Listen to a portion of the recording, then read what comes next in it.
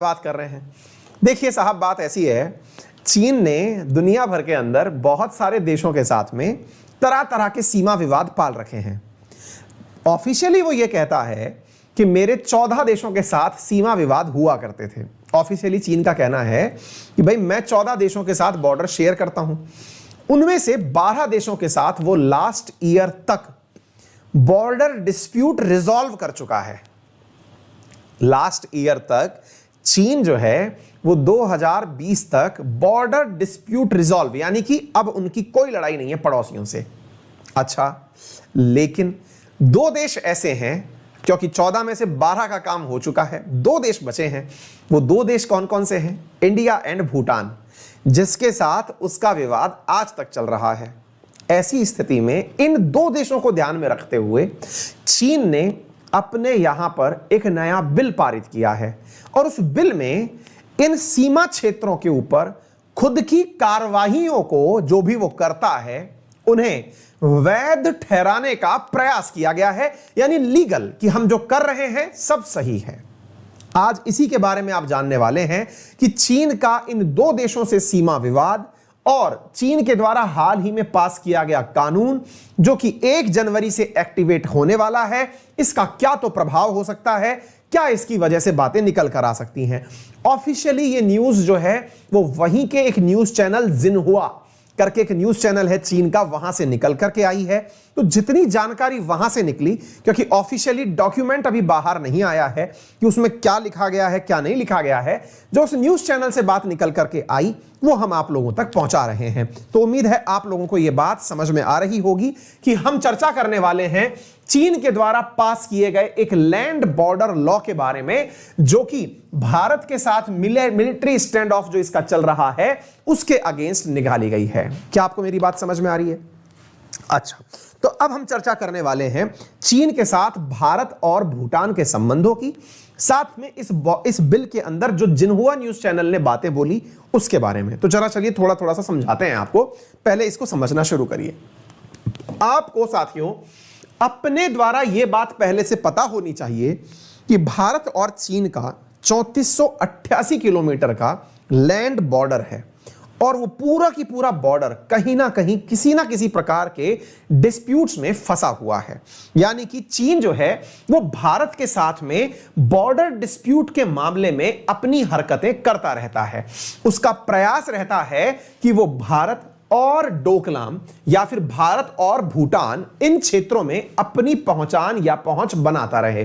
चीन का जो ये प्रयास है, आज इसी के बारे में आपको कुछ बेसिक्स बताने हैं। बेसिक्स से सबसे पहले चर्चा करेंगे कि चीन का किस किस देश के साथ विवाद था, पहले वो जान लीजिए। कुल 14 देश जिसके साथ उसका विवाद रहा।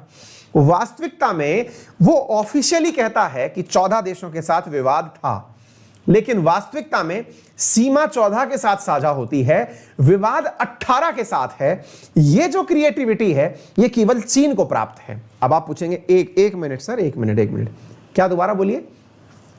विवाद 14 के साथ था, है ना? सॉरी, बॉर्डर जो है वो 14 कंट्री के साथ, 14 कंट्री के साथ था, डिस्प्यूट 18 के साथ है। बोले ये कैसे हो सकता है? आपके बॉर्डर नहीं है तब भी डिस्प्यूट कर रहे हैं। यही तो बात समझनी है। जापान हुआ, फिलीपींस हुआ, वियतनाम हुआ, इन ब्रुनेई हुआ, इनके साथ लड़ाई किस बात की है? समुद्र के पानी की। जहां तक बॉर्डर इसके है नहीं वहां जाकर के भी लड़ाई लड़ लिया। ये वो देश हैं आपके सामने जिनके साथ इसकी लड़ाइयां हैं, जरा आप इन्हें देख लीजिए। पहला भूटान ही हमने लिखा है। 2008 और 2016 में इन दोनों के बीच तनाव हो चुका है। ब्रुनेई हुआ, Cambodia, India, Indonesia, Japan, Laos, Malaysia, Mongolia, Nepal, North Korea, Philippines, Russia, Singapore, South Korea, Tajikistan, Taiwan, Vietnam, इन देशों के साथ में इसका विवाद आज तक रहा है। इन सब के साथ इसके विवाद रहे हैं कहीं ना कहीं। लेकिन इसका कहना है कि जहां मेरे बॉर्डर मैं ऑफिशियली मानता था उनमें से 12 मैंने सॉर्ट आउट कर दिए हैं। बात करी जाए इंडिया की, इंडिया के साथ चीन के जो बॉर्डर डिस्प्यूट हैं ये वेस्टर्न सेक्टर में अगर हम बात करें तो कश्मीर वाला इलाका, हिमाचल और उत्तराखंड वाला इलाका। इसी प्रकार से भूटान के बात करें तो उसके बगल में सेंट्रल सेक्टर वाला क्षेत्र। इसी प्रकार से ईस्टर्न क्षेत्र में अरुणाचल प्रदेश वाला एरिया। इन तीनों क्षेत्रों में इसका विवाद बना रहता है। हाल ही में जिन्हुआ की अगर हम बात माने तो इन्होंने ये जो रूल पारित किया है ये केवल भारत और भूटान के लिए किया गया है। चीन के द्वारा, इनके द्वारा, अपने द्वारा जो मतलब बिल पारित किया गया है, जिसमें इन्होंने क्या कहा है, इनका कहना यह है कि हम लोग प्रयास ये करेंगे कि अपनी सीमा को बचाने के लिए जो भी कॉम्बैट एक्टिविटीज होंगी, कॉम्बैट एक्टिविटीज का मतलब हुआ लड़ाई से संबंधित जो भी घटनाएं होंगी, उसके अतिरिक्त सीमाओं को सुरक्षित रखने के नाम पर जो भी इंफ्रास्ट्रक्चर का निर्माण किया जाएगा। इसके साथ साथ एक चीज जो आपको सबसे ज्यादा पता होनी चाहिए वो ये है कि सीमाओं पर सुरक्षा संयंत्रों के निर्माण के अतिरिक्त सीमाओं के नजदीक अगर गांव भी बसाने पड़े तो उसे भी ऑथेंटिकेट किया जाएगा। दोबारा से सुन लीजिएगा, गंभीर विषय है। एक वीडियो है हमारा जो हमारे एक YouTube चैनल पर डला हुआ है, यूपीएससी नाम से चैनल है हमारा, उस पर देखिएगा। उसमें मैंने पढ़ाया था कि चीन ने अरुणाचल प्रदेश में बसा लिया है एक गांव करके। मैंने आप लोगों के सामने एक वीडियो दिया हुआ है जिसके बारे में लास्ट ईयर काफी ज्यादा पॉलिटिक्स हुई थी। असल में ये इसकी स्ट्रेटजी का पार्ट है और उसी स्ट्रेटजी में इसने इस बिल के अंदर ये कहा है कि लैंड बॉर्डर एरियाज में इंफ्रास्ट्रक्चर निर्माण के साथ साथ विलेज डेवलपमेंट भी किया जाएगा। तो फिर कानून बनाने की जरूरत क्या पड़ी? कानून बनाने की जरूरत यह पड़ी कि एक प्रकार से देश का इंटेंशन देश के सामने क्लियर कर दिया गया।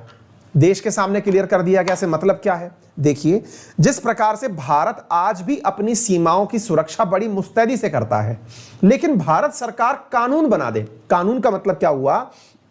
अगर हम ये कानून बना दें कि भाई हमें इस प्रकार से ये कार्य यहां करने हैं, तो कानून का अर्थ ये हुआ कि उन कामों के ना होने पर आप शिकायत कर सकते हैं। देखिए, दो बातें हैं। मान लीजिए कि इंडिया आज बहुत सारा कंस्ट्रक्शन काम कर रहा है। आपने हाल ही में सुना, हमने अरुणाचल प्रदेश के अंदर सेला ब्रिज का उद्घाटन किया। इसी प्रकार से आप लोगों ने हाल ही में इधर कश्मीर के अंदर आपने अटल सुरंग का नाम सुना। बहुत सारी चीजें यहां पर बनती जा रही हैं, बॉर्डर रोड बनाए जा रहे हैं, सारे काम किए जा रहे हैं। लेकिन ये किए क्यों जा रहे हैं? ये सरकार की मंशा है करने की। सरकार चाहती है कि सुरक्षा रहे बॉर्डर्स पर, लेकिन अगर सरकार ये ना करे तो आप सरकार के खिलाफ कोई गतिविधि नहीं कर सकते, आप सरकार के खिलाफ नारे नहीं लगा सकते। क्यों? सरकार कहेगी कि मैं इसके लिए बाध्य नहीं हूं। बाध्य से मतलब कि मुझे इतने सड़क बनानी है, इतने गांव बनाने हैं, मुझे यहां पर इतने पुल बनाने हैं। जैसे जैसे हमारे पास धन का लाभ होता जाएगा या जैसे जैसे संसाधनों का विकास होगा, हम विकास कार्य के नाम पर इन चीजों का निर्माण कर देंगे। लेकिन आपने अगर कानून बना दिया, कानून का अर्थ क्या होता है?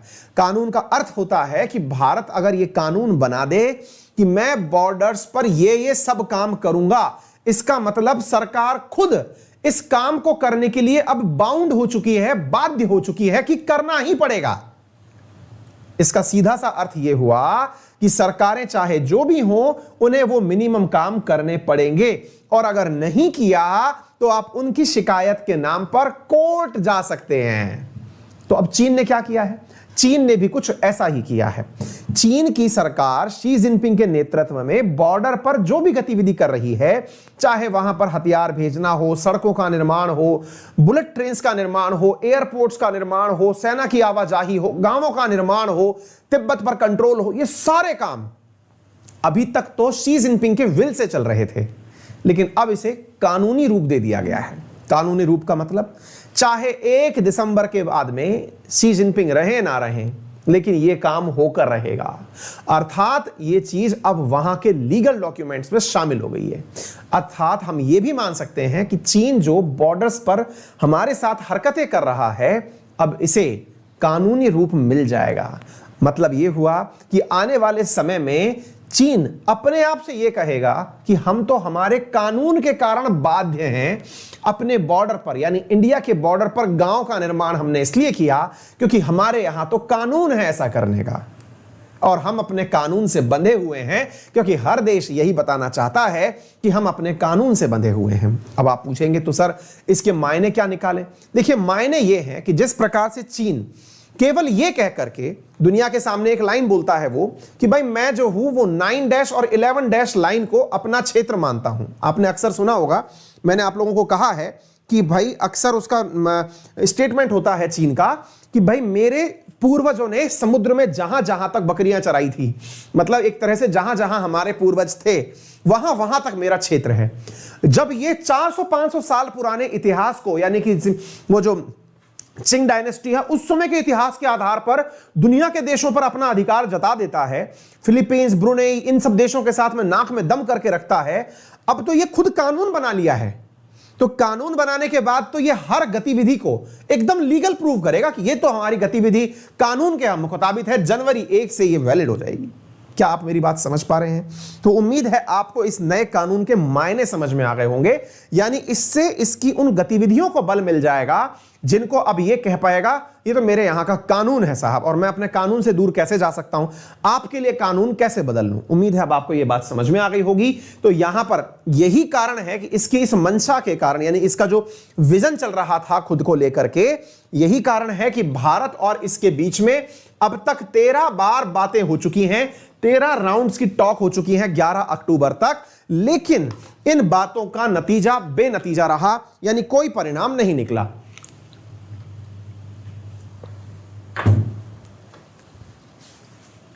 चीन और भारत के बीच का जो विवाद है वो 11 अक्टूबर तक 13वीं बार हम लोगों ने टेबल पर बैठ के टॉक्स की थी, लेकिन उनका कोई भी परिणाम नहीं निकला। उम्मीद है आप सभी साथियों को यह बात समझ में आ गई होंगी। हाल ही में हमने आपको आज से मुश्किल से 7 दिन पहले, ये 6-5 दिन पहले एक न्यूज पढ़ाई है कि भूटान ने चीन के साथ कोई समझौता किया है, लेकिन उसे भारत के साथ साझा नहीं किया गया है, क्योंकि यह भी इसकी स्ट्रेटेजी का पार्ट है जिसको यह कानून में ले आया है। तो उम्मीद है आने वाले समय में इस बात का महत्व आप लोगों को बहुत अच्छे से क्लियर हो जाएगा। अरुणाचल प्रदेश में चीन ने अपने द्वारा जो निर्माण कार्य किए हुए हैं, उन निर्माण कार्यों के बारे में हम लोगों ने आपको पहले भी जिक्र किया है, और हाल ही में अरुणाचल प्रदेश पर चीन का जो दावा है वो वेंकैया नायडू जी की यात्रा के समय जो विरोध के रूप में निकल आया था, मैंने आपके सामने इसका भी एक वीडियो किया हुआ है, आप इसे भी देख सकते हैं। ये सारी चीजें अपने द्वारा 2.0 चैनल जो है उसके ऊपर उपलब्ध हैं। ठीक है बेटा, चलिए आगे बढ़ते हैं साथियों अगले प्रश्न की तरफ। अगला प्रश्न क्या है? काफी ज्यादा गंभीर विषय है, इंपॉर्टेंट भी है, और इंपॉर्टेंट के साथ साथ आपके दिमाग में एक प्रकार का इंपैक्ट भी छोड़ सकता है। अमित गुप्ता पूछ रहे हैं कि साहब क्या भारत को ऐसा कानून बनाना चाहिए? बिल्कुल बनाना चाहिए, क्योंकि अल्टीमेटली इस कानून से भारत भी अपनी सीमाओं के प्रति जिम्मेदारी से काम कर पाएगा। सेनाओं के मतलब सरकारों के बदलने से भी नियम नहीं बदलेंगे। कानूनी रूप से इन चीजों को हमें भी और ज्यादा मजबूती से रखना चाहिए। भारत जो है वो इस चीज के अंदर, हाँ भाई, बहुत सारे विद्यार्थी जो हैं वो से सभी जगह शेयर कर दीजिए, जहां जहां पर आप कनेक्टेड हैं वहां वहां पर शेयर कर दीजिए। साथियों, आप में से जो भी विद्यार्थी मेरे साथ में एसएससी, यूपीएससी, रेलवे, बैंकिंग, जिस भी एग्जाम की तैयारी करना चाहते हो, उन सबके लिए मेरा रेफरल कोड है अंकित10, जिसका उपयोग करके 10% कोर्स पर डिस्काउंट इमीडिएटली प्राप्त किया जा सकता है। एसएससी कैटेगरी के अंदर अगर हम बात करें तो हमारा वर्ल्ड ज्योग्राफी के अंदर 5 और नए लेक्चर ऐड किए गए हैं, जो कि कल से यानी 26 तारीख से शुरू हो रहे हैं। तो जो भी एसएससी वाले विद्यार्थी हैं वो नए एडेड लेक्चर्स पर ज्वाइन कर लें। इसके अलावा 5 लेक्चर्स के बाद में इंडियन ज्योग्राफी शुरू होने वाली है, तो आप डे 1 से चाहें तो वहां से ज्वाइन कर लें, और जो विद्यार्थी आज हमें ज्वाइन करते हैं वो वर्ल्ड ज्योग्राफी के पुराने लेक्चर्स भी देख पाएंगे, उसमें कोई भी दिक्कत नहीं है। इसके अलावा एसएससी कैटेगरी में जितने भी अन्य एडुकेटर्स पढ़ा रहे हैं सबकी क्लासेस देख सकते हैं। इसी प्रकार से यूपीएससी कैटेगरी के अंदर एक ऑफर चल रहा है जो कि 31 अक्टूबर तक के लिए है। उस ऑफर के अंदर आपको 9 मंथ्स के लिए यूपीएससी का सब्सक्रिप्शन 28% ऑफ के साथ दिया जा रहा है। That will be cost in 45,675 rupees, जिसमें आप लोगों को बुक्स, प्रीलिम्स, मेंस और उसकी टेस्ट सीरीज, ऑप्शनल की टेस्ट सीरीज, ऑप्शनल चीजें, ये सारी चीजें आपको 9 महीने के लिए 5 जून 2021 तक के लिए उपलब्ध करवाई जा रही हैं। इसमें जो पास्ट लेक्चर्स हुए हैं आप उन्हें भी प्राप्त कर सकते हैं। 31 अक्टूबर तक ये ऑफर वैलिड है। इस सब के लिए आप मेरा रेफरल कोड अंकित10 यूज कर सकते हैं। और हाँ, यदि आप में से कोई भी विद्यार्थी अनअकैडमी पर मेरे साथ जुड़कर पढ़ना चाहता है, कोई भी पेड कोर्स परचेज करना चाहता है किसी भी कैटेगरी में, तो मेरा रेफरल कोड अंकित10 यूज करके 10% डिस्काउंट के साथ उस कोर्स में एनरोल कर सकता है। फ्री स्पेशल क्लास शाम 7 बजे आपको मिलने वाली है। अपना ख्याल रखें, बड़ों का सम्मान करें, छोटों को प्यार दें, अपना व्यक्तित्व इस प्रकार से विकसित करें कि महिलाएं आपके साथ सुरक्षित महसूस करें। Thank you so much.